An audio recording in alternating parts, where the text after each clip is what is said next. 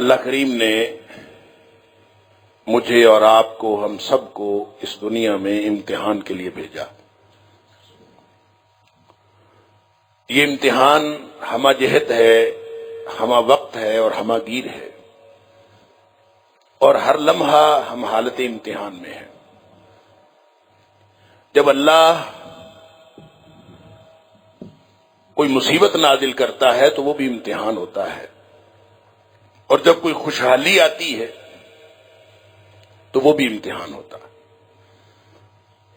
امتحان صرف اس بات کا ہے کہ زندگی کس کی مرضی سے گزر رہی ہے، اللہ کی مرضی سے گزر رہی ہے یا اپنے نفس کی مرضی سے، اپنے دل کی مرضی سے زندگی گزر رہی ہے۔ صرف امتحان اس بات کا ہے۔ اللہ اکبر۔ اور اس چلتے ہوئے امتحان میں بعض مواقع خاص آتے ہیں، اور وہ جو خاص مواقع آتے ہیں اس میں امتحان کی نوعیت بھی خاص ہو جاتی ہے۔ اور بعض اوقات انسان یہ سمجھتا ہے کہ میری کسی کامیابی کا نتیجہ مجھے ملا ہے، یا کسی عدم محنت کا نتیجہ ناکامی کی صورت میں ملا ہے۔ انسان سمجھ رہا ہوتا ہے وہ نتیجہ ہے، حالانکہ وہ اگلی سطح کا ایک امتحان ہوتا ہے۔ وہ خوشی ملے تو بھی امتحان ہوتا ہے، وہ غم ملے تو بھی امتحان ہوتا ہے۔ اور جب خاص مواقع آتے ہیں، اور یہ ہر شخص کی انفرادی زندگی میں بھی آتے ہیں اور اجتماعی طور پر اقوام کی زندگی میں بھی یہ مواقع آتے ہیں، کہ اللہ کریم اس امتحان کو بطور خاص ان کے اوپر نازل کرتا ہے، اور جو کچھ اللہ نے عطا کیا ہے اس کے بارے میں جب ہم ہر وقت جانچے جا رہے ہیں تو ہم اپنے کیے ہوئے وعدوں کے بارے میں، ہم اپنے کیے ہوئے عہد کے بارے میں، ہم اپنے آپ سے کیے ہوئے عہد کے بارے میں، یا اللہ کے سے کیے ہوئے عہد کے بارے میں جب ہم جھوٹے پڑتے ہیں تو ہمارے امتحان کی نوعیت اس طرح بدلتی ہے کہ ہم اللہ کی پکڑ میں آ جاتے ہیں۔ لہذا اس آیت کریمہ کے اندر جو میں نے آپ کے سامنے تلاوت کی ہے، اور اس سے اگلی آیات میں اللہ کریم نے یہ تبصرہ فرمایا ہے لوگوں کے حالات کے اوپر، کہ اگر لوگوں کی حالات یہ ہوں کہ وہ ایمان والی زندگی گزار رہے ہوں اور تقوی کی روش پہ ہوں۔ تقوی کیا ہے؟ تقوی کی روش پہ ہونے کا مطلب کیا ہے؟ اس پہ مطلب کیا یہ ہے کہ ایک سنگل پوائنٹ ایجنڈا، ایک واحد نقطہ جس کے اوپر ان کی زندگی گزر رہی ہو، وہ کیا؟ کہ ہر لمحہ اللہ کی ناراضگی سے بچنا ہے اور ہر لمحہ اللہ کی رضامندی حاصل کرنا۔ جس کی زندگی اس نقطے پر گزر رہی ہے وہ تقوی والی زندگی گزار رہا ہے۔ ہر لمحہ یہ سوچتا ہے کہیں میرا اللہ ناراض نہ ہو جائے، اور ہر لمحہ وہ یہ سوچتا ہے کہ کہیں کوئی موقع میرے ہاتھ میں آئے اور میں اللہ کی رضامندی سے محروم نہ رہ جاؤں۔ جب کوئی شخص اس سوچ پر زندگی گزار رہا ہوتا ہے تو اس کی زندگی تقوی والی زندگی ہوتی ہے، اور جب اسی نقطے کو قوموں کی زندگی پر منطبق کریں تو قوم وہ تقوی والی زندگی گزار رہی ہوگی جن کی داخلہ پالیسی، جن کی خارجہ پالیسی، جن کے معاملات زندگی، جن کی معیشت، جن کی معاشرت، جن کی سیاست، وہ اس ترجیحی نقطے کے گرد گھوم رہی ہو کہ کہیں میرا اللہ ناراض نہ ہو جائے اور کہیں میں اللہ کی رضامندی سے محروم نہ رہ جاؤں۔ اگر یہ نقطہ خارجہ پالیسی کا، داخلہ پالیسی کا، ہماری معیشت کا، ہماری معاشرت کا، ہماری سیاست کا اگر یہ بنیادی نقطہ ہے تو اس کا مطلب یہ ہے کہ ہم تقوی والی زندگی گزار رہے ہیں، اور اگر نہیں ہے تو پھر اس کا مطلب یہ ہے کہ ہم تقوی والی اور ایمان والی زندگی نہیں گزار رہے۔ اور جب ایمان اور تقوی والی زندگی نہیں گزار رہے تو پھر اللہ سے شکوہ کیسا؟ پھر اللہ کو کیا کہتے ہو؟ پھر اللہ سے کیا امید رکھتے ہو؟ اللہ نے تمہیں قانون بتا دیا، وَلَوْ أَنَّ أَهْلَ الْقُرَىٰ آمَنُوا وَاتَّقَوْا، سادہ سی شرائط ہے۔ اگر اللہ پر ایمان ہو، ایمان سن لیجئے، ایمان مرکب چیز ہے، ایمان مفرد نہیں ہے، ایمان مرکب ہے، اس کے کئی اجزاء ہیں، اور جہاں کہیں قرآن میں مطلقاً ایمان کا ذکر ہو تو، یا ایمان کے کسی ایک جز کا ذکر ہو تو، اس سے مراد مکمل ایمان ہوتا ہے۔ اللہ پر ایمان بھی اس میں شامل ہے، رسولوں پر ایمان بھی اس میں شامل ہے، عقیدہ رسالت بھی اس کے اندر شامل ہے، عقیدہ آخرت بھی اس کے اندر شامل ہے، جنت دوزخ پر ایمان بھی اس میں شامل ہے، اور اچھی اور بری تقدیر پر ایمان بھی اس کے اندر شامل ہے۔ جتنے ایمان کے اجزاء ہیں وہ سارے کے سارے اگر کوئی شخص اس کو تسلیم کرتا ہے، اور ایمان رکھنے کا مطلب یہ ہوتا ہے آمن بہی اور آمن لہو، دو اصطلاحات قرآن نے استعمال کی ہیں۔ آمن بہی کا معنی ہوتا ہے یقین کرنا، اور آمن لہو کا مطلب ہوتا ہے اس کے تقاضے کے مطابق عمل کرنا۔ لہذا اگر ایمان ہے، اللہ پر ایمان، آخرت پر ایمان، رسول اللہ صلی اللہ علیہ وسلم پر ایمان، اور سارے جتنے ایمان کے اجزاء ہیں اگر ان پر ایمان ہے، تو ایمان والے کی زندگی اور بے ایمان کی زندگی، ان کے طرز زندگی ایک جیسے نہیں ہو سکتے۔ ان کا مقصد زندگی مختلف ہوتا ہے، ان کا طرز زندگی مختلف ہوتا ہے، اور قومیں جب اپنا یہ بنیاد اور بنیادی نقطہ چھوڑ دیتی ہیں، اللہ فرماتا ہے وَلَوْ أَنَّ أَهْلَ الْقُرَىٰ آمَنُوا وَاتَّقَوْا، اگر یہ مومن ہوتے اور تقوی والی زندگی گزار رہے ہوتے، یعنی اس کی بنیاد میں ایمان ہوتا، پالیسیاں ان کی تقوی والی ہوتی، گویا لوگوں کی ناراضگی، لوگوں کی رضامندی ہمارا ترجیحی نقطہ نہ ہوتا، بلکہ اللہ کی ناراضگی اور اس کی رضامندی ترجیحی نقطہ ہوتا۔ اگر یہ ہو لَفَتَحْنَا عَلَيْهِمْ بَرَكَاتٍ مِّنَ السَّمَاءِ وَالْأَرْضِ، وعدہ ہے اللہ کا کہ پھر زمین و آسمان سے ہم تمہارے لیے خیر و برکت کے دروازے کھول دیں۔ اللہ اکبر، وعدہ، اللہ کا وعدہ، اور اللہ جس کے ساتھ ہو، اللہ مدد کر رہا ہو۔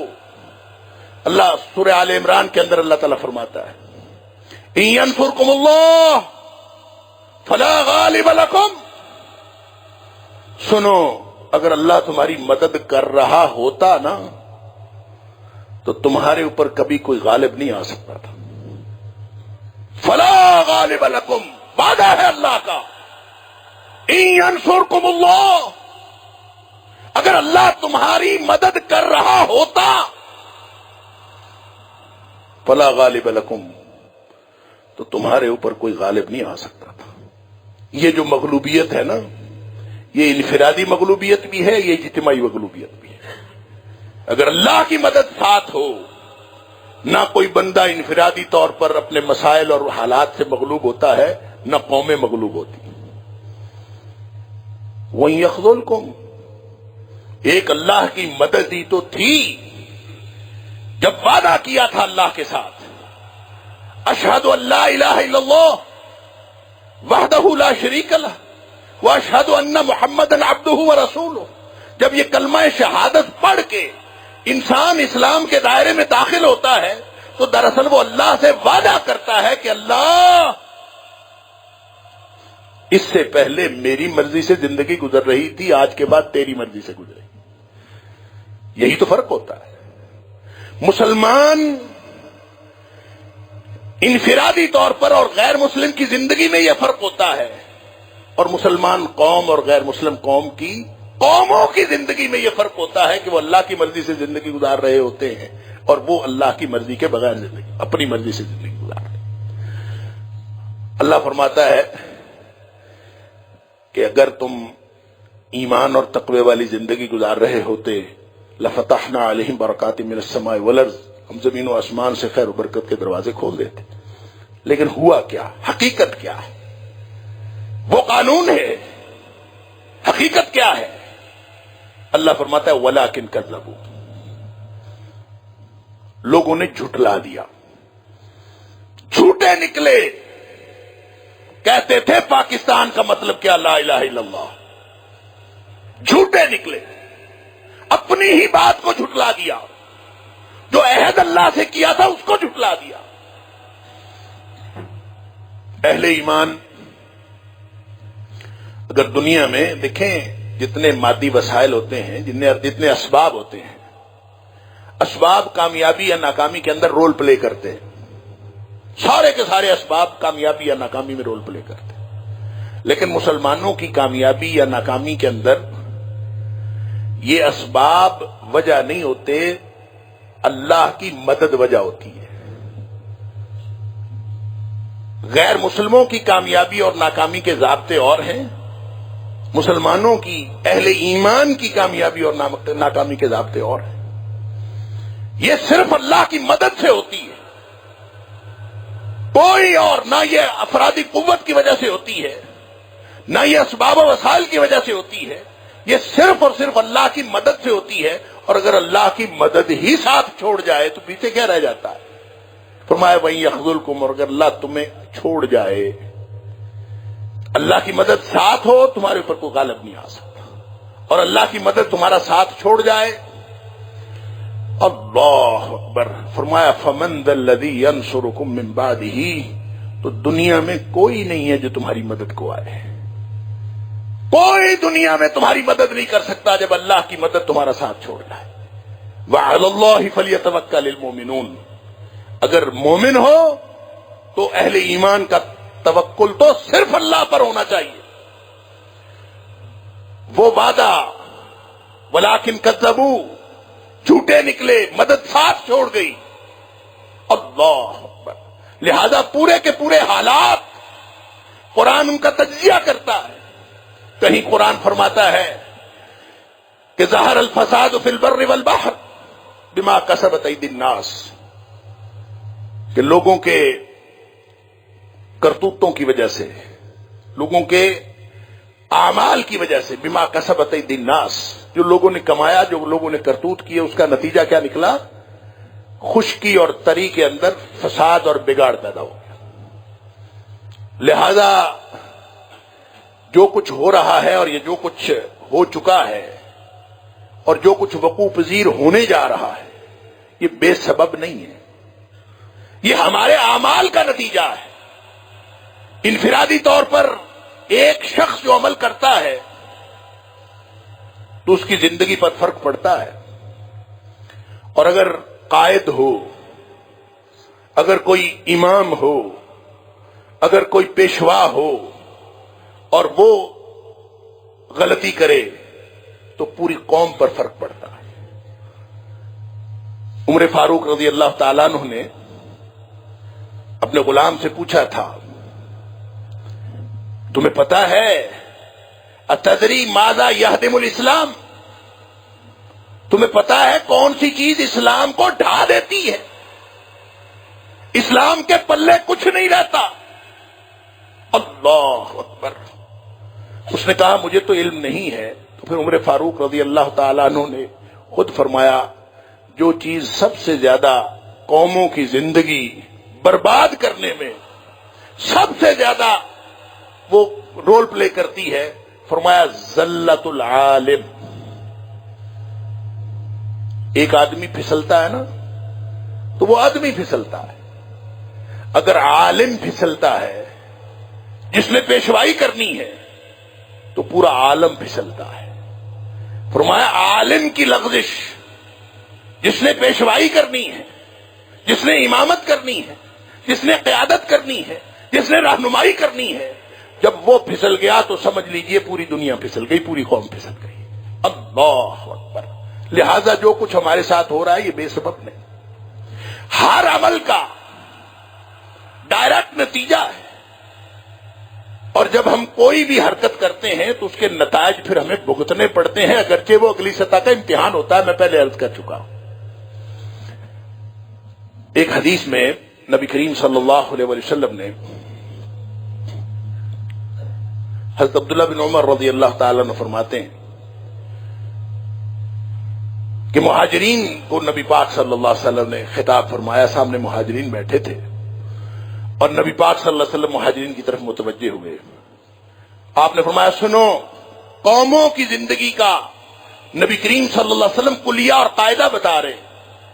سنو، خمسن اذا ابتلیتم بہن، 5 باتیں ایسی ہیں کہ اگر تم ان میں مبتلا ہو گئے نا، اپنی قوم کو بچانا ہے، اپنی قوم کو راستہ دکھانا ہے، اپنی قوم کا مستقبل بہتر بنانا ہے، تو یاد رکھو خمسن، 5 باتیں ایسی ہیں اذا ابتلیتم بہن، اگر تم ان میں مبتلا ہو گئے تو ان باتوں کے اندر مبتلا ہونے اور ان کے نتیجہ نکلنے میں لزوم کا تعلق ہے، لازماً اس کا نتیجہ نکلے گا. پھر نبی پاک صلی اللہ علیہ وسلم فرمایا وَأَعُوذُ بِاللَّهِ أَن تُدْرِكُوهُنَّ. تفصیل بتانے سے پہلے کیا پیار تھا امت کے ساتھ، کیا ہمدردی تھی، کیا درد تھا امت کا. تفصیل بتانے سے پہلے فرمایا میں اللہ سے دعا کرتا ہوں کہ اللہ تمہیں پناہ میں رکھے کہ ان میں سے کوئی چیز تمہیں پہنچے. اللہ تمہیں پناہ میں رکھے ان ساری چیزوں میں، لیکن اگر وہ چیزیں آ گئیں تو نتیجہ لازماً نکلے گا. پھر بیٹھ کے اللہ سے شکوہ نہیں کرنا، پھر وہ تو ہوگا. اس پر نبی پاک صلی اللہ علیہ وسلم نے 5 باتیں ارشاد فرمائی. فرمایا سب سے پہلے لم تظہر الفاحشۃ فی قوم قط، کسی قوم کے اندر جب بے حیائی پھیل جاتی ہے، حتی یعلنوا بہا، بے حیائی ہونا اور بات ہے، بے حیائی علانیہ ہونا اور بات ہے. کوئی اپنے گھر میں بے حیا ہے کسی نے دیکھا تو نہیں؟ جب سڑکوں، گلیوں، پارکوں، چوکوں، دکانوں، مارکیٹوں کے اندر بے حیائی ہونا شروع ہو جائے، ساری دنیا دیکھے، اور ٹی وی کے اوپر بے حیائی شروع ہو جائے، اور چینلز کے اوپر بے حیائی شروع ہو جائے، ساری دنیا کو دکھایا جائے، اعلان کیا جائے حتی یعلنوا بہا، قوم اس قدر بے حیائی میں مبتلا ہو، لم تظہر الفاحشۃ فی قوم قط حتی یعلنوا بہا. چھپی ہوئی جو بے حیائی ہے نا، کسی نے چھپ کے برائی کی، اللہ سے معافی مانگ لی، کب اللہ تعالیٰ معافی کی توفیق دے دے؟ کم از کم اس کا کوئی گواہ تو نہیں بنا. اور جس نے علانیہ کی اس نے تو گواہ پیدا کر لیے. اور جب کوئی قوم علانیہ بے حیائی کرتی ہے تو یہ اس قوم کی ڈھٹائی اور بے شرمی کی دلیل ہے. نبی کریم صلی اللہ علیہ وسلم نے فرمایا اگر کسی قوم کے اندر ایسا ہو تو اس کا لازمی نتیجہ پتہ کیا نکلتا ہے کہ اس قوم کے اندر بیماریاں پھیل جاتی ہیں. اللہ اکبر. الا فشا فیہ الطاعون، طاعون جیسی وبائیں پھیلتی ہیں. والاوجاع التي لم تكن مضت في اسلافهم الذين مضوا، اور ان کے اندر ایسی ایسی بیماریاں آتی ہیں جو ان کے آباء و اجداد کے اندر کبھی کسی نے دیکھی نہ سنی. لہذا بھگتو بیٹھ کے کورونا کو، بھگتو بیٹھ کے نئی نئی بیماریوں کو، بھگتو بیٹھ کے ایسی ایسی بیماریوں کو انفرادی اور اجتماعی طور پر جو کبھی سنی نہ دیکھی. کسی کا علاج ہے یا کسی کا علاج نہیں ہے. اب کسی بیماری کے بارے میں ڈاکٹر کے پاس جاتے ہیں، پتہ کیا کہتے ہیں نہ اس کی کوئی وجہ ہے، نہ اس کی نہ کوئی علاج ہے. نہ وجہ ہے نہ علاج ہے. ڈاکٹر سادہ بیان دے دیتے ہیں کہ یہ ایسی بیماری ہے لیکن اس کی نہ کوئی وجہ ہے نہ کوئی اس کا علاج ہے. اس کی تفصیل کا موقع نہیں کون کون سی بیماریاں اس طرح کی. اللہ، ڈاکٹر کے پاس علاج نہیں ہے نا، اللہ کے پاس تو ہے. نبی کریم صلی اللہ علیہ وسلم نے فرمایا لکل داء دواء، ہر بیماری کا علاج موجود ہے. علاج ہر بیماری کا موجود ہے. ہو سکتا ہے اس کے پاس نہ ہو، ڈاکٹر کے پاس نہ ہو، اس کا علاج کہیں نہ کہیں تو ہے. وہ علاج کہاں ہے وہ ہمیں ڈھونڈنا ہے. ہو سکتا ہے کہ ہمارے اپنے کرتوت چھوڑنے میں اس کا علاج ہو. ہم اپنے کرتوت چھوڑ دیں تو اس کا علاج ہو جائے. ہم نے کبھی سوچا نہیں. ہم دوائی لے کے علاج کرنا چاہتے ہیں, ہم مولوی سے دم کروا کے علاج کرنا چاہتے ہیں, ہم عامل کے پاس جا کے علاج کروانا چاہتے ہیں. ہر تیسرا بندہ کہتا ہے میرے گھر میں بیماری ہے, میرے گھر میں جادو ہے, میرے گھر میں فلاں ہے. اپنے کرتوت ہی ٹھیک کر کے دیکھ لو, ہو سکتا ہے یہی علاج ہو. لم تظہر الفاحشۃ فی قوم قط الا فشا فیہم الطاعون والاوجاع التي لم تكن مضت فی اسلافہم الذین مضوا. کہ جتنے بھی ان کے آبا و اجداد گزرے ان میں کبھی وہ بیماریاں نہیں تھیں جو اس قوم میں پھیل جاتی ہیں جب کسی قوم میں علانیہ بے حیائی آتی. بے حیائی آئی ہے کہ نہیں آئی بتانے کی ضرورت نہیں. انا للہ و انا الیہ راجعون. ایک تو بے حیائی وہ ہوتی ہے جو علانیہ ساری دنیا دیکھتی ہے, ایک بے حیائی وہ ہے جو ہماری تنہائیوں کا حصہ ہے. تو تنہائی کی بے حیائی ہو تو وہ سارے اعمال برباد کر دیتی ہے, اور جو علانیہ بے حیائی ہو وہ بھی ساری زندگی برباد کر دیتی ہے. نبی اکرم صلی اللہ علیہ وسلم نے فرمایا کہ ایسے لوگ ان کو میں جانتا ہوں جو قیامت والے دن آئیں گے, تہامہ کے پہاڑوں کی جتنی نیکیاں لے کے آئیں گے. اتنی نیکیاں, تہامہ کے پہاڑ زیادہ اونچے ہیں, تو ان پہاڑوں جتنی نیکیاں لے کے آئیں گے. فَيَجْعَلُهُ اللَّهُ حَبَاءً مَنثُورًا, لیکن اللہ ان کو گرد و غبار بنا کے اڑا دے گا. ساری نیکیاں ختم, سارے پہاڑ گرد و غبار بن کے اڑ گئے. ڈر گئے صحابہ کرام. اللہ کے رسول صلی اللہ علیہ وسلم ان کی نشانی بتا دیجیے ہمیں تاکہ ہم ویسے نہ بنے. اللہ اکبر. نبی اکرم صلی اللہ علیہ وسلم نے فرمایا تمہارے جیسے ہوں گے, تمہارے جیسے عمل کرتے ہوں گے, تمہارے جیسے شب و روز ان کے گزر رہے ہوں گے. اور زیادہ خطرناک بات ہو گئی جب ہمارے ہی جیسے ہیں, ہمارے ساتھ نمازیں پڑھتے ہیں, ہمارے ساتھ سارے شب و روز گزرتے ہیں, تو پھر وجہ کیا ہے, کیوں ان کی ساری نیکیاں برباد ہو جائیں گی. نبی اکرم صلی اللہ علیہ وسلم نے فرمایا اذا خلوا بمحارم اللہ انتہکوها. یہ لوگ تنہائیوں میں اللہ کی حرمتوں کو پامال کرتے ہوں گے. جب تنہائی میں موقع ملتا ہے تو اللہ کی حرمت کو پامال کرتے ہیں. نبی کریم صلی اللہ علیہ وسلم کے دور میں, صحابہ کرام کے اس سادہ دور میں, اگر کوئی شخص تنہائی میں ہو, اکیلا کمرے میں کنڈی لگا کے بیٹھا ہو, اس دور میں کیا حرمت پامال کرے گا؟ صحابہ کرام نے اس حدیث کا اب کیا مطلب سمجھا ہوگا؟ اللہ اکبر. مجھے لگتا ہے تنہائی میں جتنی حرمت پامال ہوتی ہے شاید علانیہ نہیں ہوتی. تو بے حیائی اتنی پھیلی ہوئی ہو اور پھر اللہ سے انسان گلہ کرے بیماریاں ختم نہیں ہوتی, بیماریاں جان نہیں چھوڑتی, تو یہ اصل میں انسان اس کا علاج ان کرتوتوں کو ترک کرنے میں ہے. اللہ تعالی ہم سب کو توفیق عطا فرمائے.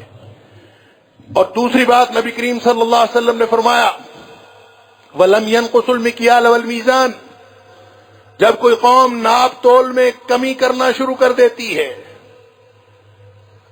اب یہ دیکھ لیں, آپ اپنے آپ کو دیکھ لیں اور ارد گرد کی ساری دنیا کو دیکھ لیں, کون کون ناپ تول میں کمی کر رہا ہے اور کون کون نہیں کر رہا. دینے کے پیمانے اور ہیں, لینے کے پیمانے اور ہیں. اللہ اکبر. چاہے کوئی چھوٹی دکان کا مالک ہے, چاہے کوئی بڑے کاروبار کا مالک ہے. اور پچھلے دنوں کسی نے مجھے سوٹ گفٹ کیا تو میں نے درزی کے پاس بھیجا, اس نے کہا میرا تو خیر بنتا ہی نہیں ہے سوٹ, بچے کا بھی نہیں بنا. اس نے کہا کپڑا تھوڑا ہے. لیا تو اس نے پیسے تو پورے لیے ہوں گے. اور آپ اس طرح کی کتنی مثالیں ہیں کہ جب لینا ہے تو اور, جب دینا ہے تو پیمانہ اور. نبی اکرم صلی اللہ علیہ وسلم نے فرمایا جب کسی قوم میں ناپ تول میں کمی کی بیماری آ جاتی ہے تو اس کا پھر لازمی نتیجہ, یہاں فرمایا 3 نتیجے نکلتے ہیں. ناپ تول میں کمی, اس کی وجہ یہ ہے کہ یہ دوہرا جرم ہے. ایک یہ اسٹیٹ کا جرم ہے, اللہ اس کے رسول صلی اللہ علیہ وسلم کے حکم کی نافرمانی ہے, اور دوسرا یہ بھائی کا حق مارنے کا جرم بھی ہے. لہذا اس کے جو نتائج نکلے، نبی پاک صلی اللہ علیہ وسلم نے ایک نتیجہ نہیں فرمایا، فرمایا 3 نتیجے نکلتے ہیں. الا اخذوا بالسنین وشدت المؤونہ وجور السلطان علیہم. 3 نتیجے یہ نکلتے ہیں کہ ایک تو ان کو قحط سالی آ پکڑتی ہے، قحط سالی کا شکار ہو جاتے ہیں، فصلیں ٹھیک نہیں ہوتی، حالات خراب ہو جاتے ہیں، معیشت خراب ہو جاتی ہے. وشدت المؤونہ، لوگوں کے روزگار تنگ ہو جاتے ہیں. قحط سالی کسی کی کیفیت، روزگار تنگ ہو جاتے ہیں، معیشت خراب ہو گئی، گزارا نہیں ہوتا. پوچھے تو صحیح، آج کس کا گزارا ہوتا ہے؟ ہر شخص کہتا ہے میرا گزارا نہیں ہوتا، چاہے وہ لاکھوں کمانے والا ہے، چاہے وہ فیکٹریوں کا مالک ہے، ہر شخص کی معیشت تنگ ہوئی ہے. اور کبھی یہ تو دیکھیں کہ کہیں ہمارے اندر یہ بیماری تو نہیں ہے، یہ بیماری چھوڑ کے دیکھیں، یہ علاج ہوگا اس کا. اور پھر تیسری بات نبی کریم صلی اللہ علیہ وسلم نے فرمایا وجور السلطان علیہم. تیسرا نتیجہ ناپ تول میں کمی کرنے کا، وہ یہ نکلتا ہے کہ حکمران عوام کے اوپر ظلم ڈھانا شروع کر دیتے. حکمران عوام کے اوپر ظلم ڈھانا شروع کر دیتے. کہاں کہاں کس کس ملک میں مسلمانوں کے اوپر حکمرانوں کی طرف سے ظلم ڈھایا جا رہا ہے، پوری دنیا دیکھ لیجئے اور اپنا ملک بھی دیکھ لیجئے، ہر طرف دیکھ لیجئے کون سی جگہ ہے جہاں حکمرانوں کی طرف سے عوام پر ظلم نہیں ڈھائے جا رہے. اور گلہ ہم اللہ سے کرتے ہیں کہ اللہ ہمیں کیسے حکمران دیے، بیٹھ کے دعائیں کرتے ہیں لمبی لمبی، رو رو کے دعائیں کرتے ہیں اللہ ہمیں اچھے حکمران عطا فرما. تو کبھی اپنے کرتوت ہی سیدھے کر کے دیکھ لے، ہو سکتا ہے اس کا علاج وہاں ہو، کرتوت سیدھے کرنے سے ہو. پھر نبی پاک صلی اللہ علیہ وسلم نے فرمایا وَلَمْ يَمْنَعُوا زَكَاةَ أَمْوَالِهِمْ. لوگ اپنی زکات، مالوں کی زکات دینا چھوڑ دیتے ہیں، زکات دینا ترک کرتے ہیں، اور اس کا نتیجہ یہ نکلتا ہے الا مونع القطر من السماء، آسمان سے بارشیں رک جاتی ہیں، پھر بارشیں وقت پہ نہیں ہوتی. ظہر الفساد فی البر والبحر بما کسبت ایدی الناس. لوگوں کے کرتوتوں کی وجہ سے خشکی اور تری کے اندر بگاڑ پیدا ہو گیا، سارا نظام بگڑ گیا. بارشیں نہیں ہوتی تو محکمہ موسمیات والوں کو کوسنے نہ دو، لوگوں سے نہ پوچھو بارشیں کیوں نہیں ہوتی، بیٹھ کے لمبی لمبی دعائیں، مولوی صاحب دعا کرا دیں بارش ہو جائے. اللہ کے رسول صلی اللہ علیہ وسلم نے فرمایا بارش نہ ہونے کی وجہ تمہارا زکات ترک کر دینا ہے. اب دیکھ لیجئے زکات کتنے لوگ دیتے ہیں. مجھے ایک واقف حال شخص بتا رہا تھا کہ 40% پورا جو معاشرہ ہے، جتنے کاروباری لوگ ہیں، ان میں سے 40% سے زیادہ لوگ، یعنی صرف 40% لوگ ایسے ہیں جو زکات دیتے ہیں، اور 60% سے زیادہ نہیں دیتے. اور جو 40% دیتے ہیں نا، انہوں نے بھی پتہ کیا حساب لگایا ہوا ہے، وہ حساب نہیں کرتے کہ کتنا بنتا ہے. ان میں سے اکثریت ایسی ہے جو ایسے ہی اندازے سے دے دیتے، کہتے اتنے دے دے بس ٹھیک ہے زکات ہو گئی. میراث کا معاملہ بھی ایسا ہے، میراث بھی ایسے ہی اندازے سے 3 ٹرک جہیز کے دے دیے، بس میراث بہن بیٹی کی ادا ہو گئی. اسی طرح اندازے سے اتنا میں نے نوکر کو دے دیا، اتنا ملازم کو دے دیا، اتنا فلاں کو دے دیا، فلاں مسجد کو دے دیا، فلاں مدرسے کو، میری زکات ادا ہو گئی. یہ جو دیتے ہیں ان کا حال یہ ہے، اور جو 60% نہیں دیتے وہ تو ان کی اور بات ہے. بارشیں نہیں ہوتی، مولوی صاحب سے دعائیں کرانے سے زیادہ اپنے کرتوت چینج کرنے کی ضرورت ہے. اپنے کرتوت ٹھیک کریں. جو شخص صاحب نصاب ہے، اب ظاہر ہے کہ یہ جو اس کے اثرات ہوتے ہیں نا، یہ ایسے نہیں ہوتے کہ کسی ایک نے غلطی کی اور اسی کو اس کا نتیجہ ملے، سارے لوگوں کو اس کا نتیجہ ملتا ہے. حدیث میں آتا ہے نبی کریم صلی اللہ علیہ وسلم فرمایا کہ اللہ کا جو قانون ہے وہ یہ ہے، ان اللہ تعالی لا يعذب العامة بعمل الخاصة، چند لوگوں نے عمل کیا ہو، غلطی کی ہو، چند لوگوں نے گڑبڑ کی ہو تو اللہ تعالیٰ اس کی سزا سارے لوگوں کو نہیں دیتا۔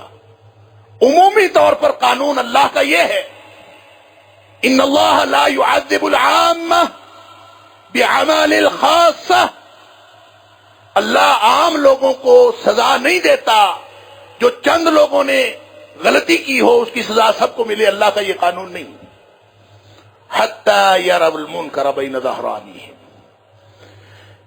لیکن یہ قانون تبدیل ہو جاتا ہے خاص حالات۔ میں نے عرض کیا کہ حالات خاص آ جاتے ہیں، فرمایا خاص حالات یہ آتے ہیں کہ جب لوگ اپنے سامنے برائی ہوتا دیکھیں، سامنے بے حیائی ہو رہی ہے، سامنے ناپ تول میں کمی ہو رہی ہے، سامنے زکوٰۃ ترک کی جا رہی ہے، سامنے ساری حرکتیں کی جا رہی ہیں، اللہ کے دین کی بے حرمتیاں ہو رہی ہیں، سامنے سب کچھ ہو رہا ہے، حتی یروا المنکر بین ظہرانیہم، ان کے سامنے سارا کچھ ہو رہا ہے، فہم قادرون علی ان ینکروہ فلا ینکروہ، لوگوں کے پاس اتنا اختیار تھا کہ وہ کسی برے کو برائی کہہ دیں، یہ کہہ دیں کہ تو برا ہے، یہ اختیار آیا ان کے ہاتھ میں، وہ کہہ سکتے تھے، برے کو برا کہہ سکتے تھے، لکھنے کا اختیار آیا لکھ سکتے تھے، بولنے کا اختیار آیا بول سکتے تھے، ووٹ کی پرچی ہاتھ میں آئی پرچی دے کے کہہ سکتے تھے، برے کو برا کہہ سکتے تھے، فلا ینکروہ، انہوں نے وہ موقع بھی ضائع کر دیا، نہیں کہا۔ فرمایا جب یہ ہوتا ہے وَإِذَا فَعَلُوا ذَلِكَ، جب لوگ یہ کرنا شروع کر دیتے ہیں، لوگوں کا کردار اس قدر گھناؤنا ہو جاتا ہے، عَذَّبَ اللَّهُ الْخَاصَّةَ وَالْعَامَّةَ، وہ جو چند لوگوں نے جرم کیا ہوتا ہے اس کی سزا اللہ تعالیٰ پوری قوم کو دیتا ہے، سب کو اللہ تعالیٰ مبتلا کر دیتا ہے۔ لہذا زکوٰۃ تھوڑے لوگ نہیں دیتے، تھوڑے لوگ ترک کرتے ہیں، باقی لوگوں کو زبان میں کوئی زبانیں گنگ ہو گئیں، کیوں نہیں کہتے؟ اگر وہ کہتے ہوتے تو کم از کم اس عذاب میں مبتلا نہ ہوتے۔ اور فرمایا یہ جو بارش کبھی کبھار ہو جاتی ہے نا، تم کہتے ہو مکمل تو نہیں رکی ہوئی، کبھی کبھی تو ہو ہی جاتی ہیں، ایسے مولوی لگا ہوا تھا۔ نبی کریم صلی اللہ علیہ وسلم نے فرمایا وَلَوْلَا الْبَهَائِمُ لَمْ يُمْطَرُوا، اگر یہاں مویشی نہ ہوتے، چارپائے نہ ہوتے، جاندار جانور نہ ہوتے جن کو پانی کی ضرورت ہوتی ہے تو قیامت تک بارش نہ ہوتی۔ شکر کریں مویشیوں چوپایوں کی وجہ سے بارش ہو جاتی، اور انسان سمجھتا ہے شاید یہ میری وجہ سے ہوئی، یہ ان کی وجہ سے ہوئی۔ وقت ہو گیا، میں جلدی جلدی اگلی دو باتیں بھی عرض کر دوں، حدیث مکمل ہو جائے۔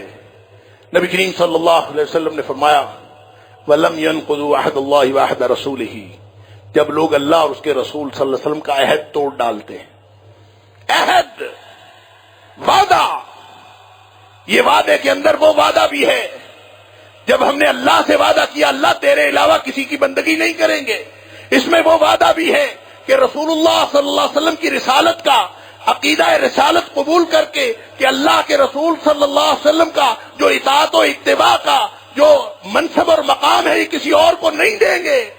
اس عہد میں وہ بھی شامل ہے وَأُولِي الْأَمْرِ مِنْكُمْ يَا أَيُّهَا الَّذِينَ آمَنُوا أَطِيعُوا اللَّهَ وَأَطِيعُوا الرَّسُولَ وَأُولِي الْأَمْرِ مِنْكُمْ، اے ایمان والو، ایمان کا دعویٰ کرنے والو، اللہ کی اطاعت بھی کرو، اللہ کے رسول صلی اللہ علیہ وسلم کی اطاعت بھی کرو، اور تمہارے اندر جو مختلف امور کے نگران ہیں ان کی اطاعت بھی کرو۔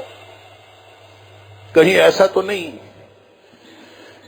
کہ ہم نے اللہ کا عہد بھی توڑا، ہم نے اللہ کے رسول صلی اللہ علیہ وسلم کا عہد بھی توڑا، ہم نے ملک کا آئین بھی توڑا جس پر سب متفق ہوئے تھے کہ یہ اسلامی آئین ہے، سارے علماء متفق تھے، ساری سیاسی جماعتیں متفق تھیں، اور آج تک وہ متفقہ آئین ہے جس کا دیباچہ یہ ہے، جس کا قانون کا کی روح یہ ہے کہ اس ملک کے اندر کتاب و سنت کے خلاف کوئی قانون نہیں بن سکتا. کہیں ہم نے آئین توڑ کے اللہ اور اس کے رسول صلی اللہ علیہ وسلم کا عہد توڑنے کا ارتکاب تو نہیں کیا. وَلَمْ يَنْقُضُوا عَهْدَ اللَّهِ وَعْهْدَ رَسُولِهِ، جنہوں نے اللہ اور اس کے رسول صلی اللہ علیہ وسلم کا عہد توڑا ہو. اللہ اکبر. الا سلط اللہ علیہم عدوا من غیرہم، اس کا نتیجہ یہ نکلتا ہے کہ اللہ تعالیٰ ان کے اوپر بیرونی دشمن مسلط کر دیتا. فاخذوا بعد ما فی ایدیہم، وہ جو پھر بیرونی دشمن مسلط ہوتا ہے تو وہ جو کچھ ان کے ہاتھ میں ہوتا ہے وہ بھی لے جاتا ہے، چھین کے لے جاتا ہے. نہ کوئی ایئرپورٹس اپنے رہتے ہیں، نہ کوئی موٹر ویز اپنے رہتے ہیں، نہ کوئی اسٹیل مل اپنی رہتی ہے، کچھ بھی سارے اثاثے وہ دشمن آ کے وہ چھین کے لے جاتا ہے، کچھ بھی باقی نہیں بچتا. وَلَمْ يَنْقُضُوا عَهْدَ اللَّهِ وَعْهْدَ رَسُولِهِ إِلَّا سَلَّطَ اللَّهُ عَلَيْهِمْ عَدُوًّا مِّنْ غَيْرِهِمْ. اللہ باہر سے دشمن مسلط کرتا ہے. اس کی کتنی تفصیلات ہیں آپ بھی جانتے ہیں، میں بھی جانتا ہوں. فَأَخَذُوا بَعْدَ مَا فِي أَيْدِيهِمْ، جو ہاتھ میں ہوتا ہے وہ بھی چھین کے لے جاتا ہے، جو کچھ تھوڑا بہت بچا کھچا وہ بھی لے کے جاتا ہے. اور آخری بات نبی کریم صلی اللہ علیہ وسلم نے فرمایا، ہمارے حالات پر تبصرہ کرتے ہوئے نبی کریم صلی اللہ علیہ وسلم نے فرمایا کہ وَمَا لَمْ تَحْكُمْ أَئِمَّتُهُمْ بِكِتَابِ اللَّهِ وَيَتَخَيَّرُوا بِمَا أَنزَلَ اللَّهُ، کہ جب تک اس قوم کے ائمہ، قائدین، حکمران اللہ کی کتاب کے مطابق فیصلے کرتے رہتے ہیں، اللہ اکبر، اور اللہ نے جو کچھ نازل کیا ہے اس کو اختیار کرتے رہتے ہیں، تب تک تو وہ محفوظ رہتے ہیں. اور جب کبھی وہ اللہ کی کتاب کے مطابق فیصلے کرنے ترک کر دیتے ہیں اور اللہ کے نازل کردہ قانون کو اختیار نہیں کرتے، فرمایا الا جعل اللہ بأسهم بینہم، اللہ ان کی آپس میں لڑائیاں ڈال دیتا ہے، آپس میں لڑائیاں لڑنا شروع ہو جاتے ہیں.